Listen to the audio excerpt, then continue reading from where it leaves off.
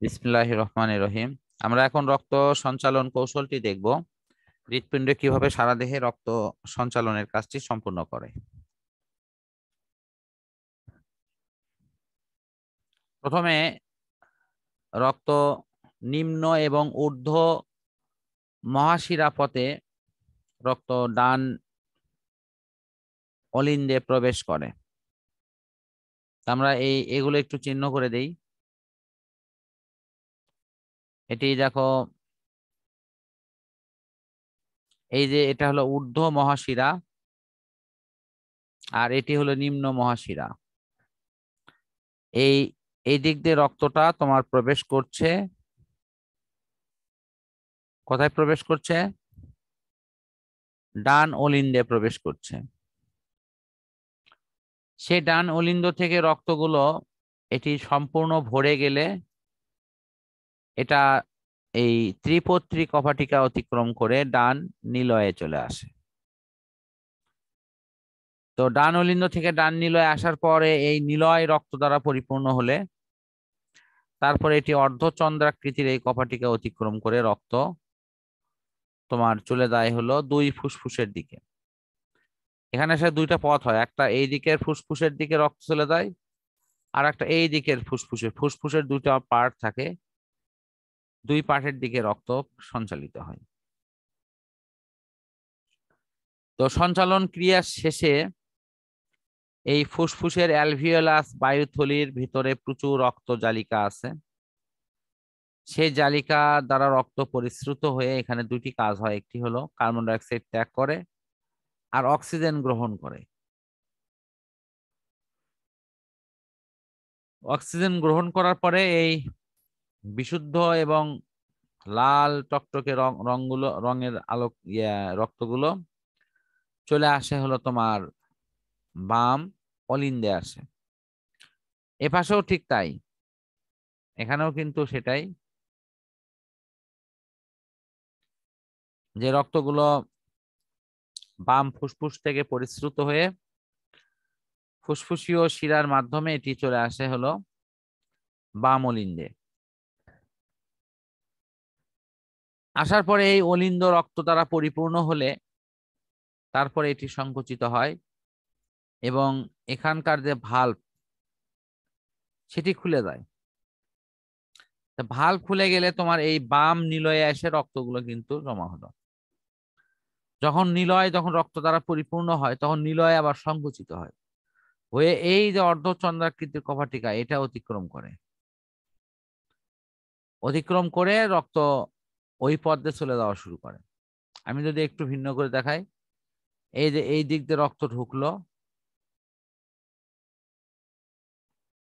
ঢোকার পরে রক্ত কি করবে, তোমার এখান থেকে এইদিকে ঢুকে অর্ধচন্দ্রাকৃতির কপাটিকা অতিক্রম করে তোমার এই মহাধমনী পথে রক্তগুলো ঊর্ধ্ব মহাধমনী পথে রক্ত মাথার দিকে যাবে আর নিম্ন মহাধমনী পথে রক্ত বুক থেকে নিচের দিকে সঞ্চালিত হবে।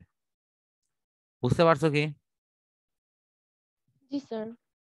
তাহলে আমি খুব সংক্ষেপে যদি বলি, রক্ত এই নিম্ন মহাশিরা এবং ঊর্ধ্ব মহাশিরা থেকে রক্ত কোথায় এসেছে? ডান অলিন্দে। ডান অলিন্দে আসার পরে এটি ত্রিপত্রী কপাটিকা অতিক্রম করে ডান নিলয়ে আসতেছে। ডান নিলয় থেকে এই রক্তগুলো তোমার এই যে অর্ধচন্দ্রাকৃতি কপাটিকা অতিক্রম করে দুই ফুসফুসের ভিতরে গিয়ে ঢোকে। ফুসফুসের দুই পার্টের অংশের মধ্যে গিয়ে ফুসফুস থেকে রক্তগুলো পরিশ্রুত হয়ে অর্থাৎ কার্বন ডাই অক্সাইড ত্যাগ করবে, অক্সিজেন গ্রহণ করবে, করে লাল টকটকে রক্তগুলো চলে আসবে তোমার হলো দুই দিক থেকে কিন্তু আসে তোমার বাম অলিন্দে জমা হচ্ছে। বাম অলিন্দ থেকে রক্তগুলো দ্বিপত্রী কপাটিকা অতিক্রম করে বাম নিলয়ে, এবং এই বাম নিলয় থেকে রক্তগুলো তোমার গমন করে উপরের দিকে, এটা দ্বিপত্রী কপাটিকা অতিক্রম করে।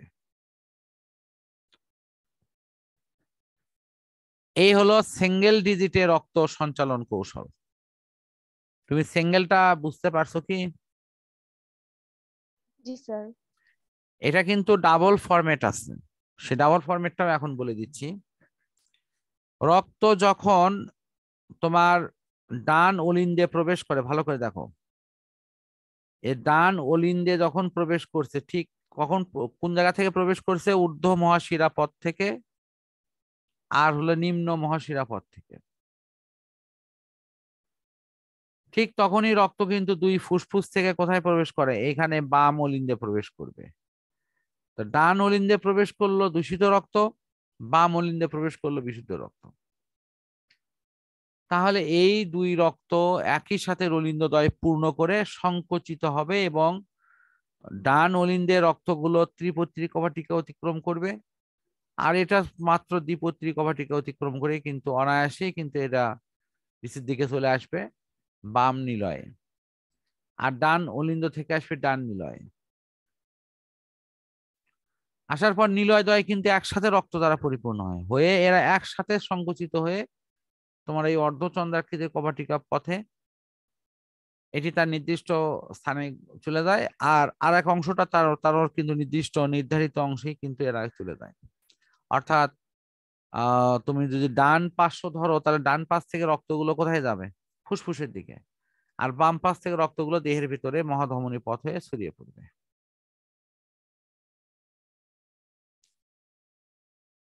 কি এখন বুঝতে পারছো কি? জি স্যার। কোথাও কোনো সমস্যা হলে প্রশ্ন করতে পারো। না স্যার, সমস্যা নাই। আচ্ছা ঠিক আছে, তাহলে রক্ত সঞ্চালন কৌশলটি মোটামুটি ইনশাল্লাহ শেষ হলো।